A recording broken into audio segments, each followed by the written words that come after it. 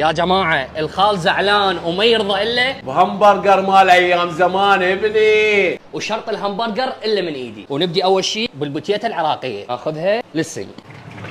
يا اخي ماكو اطيب من الفريش العراقي. ونبدي هسه ننقع البوتيتا ونغسلها من الغسل اليدوي. هاي الماكينه راح تغسلها مره ثانيه وتقشرها.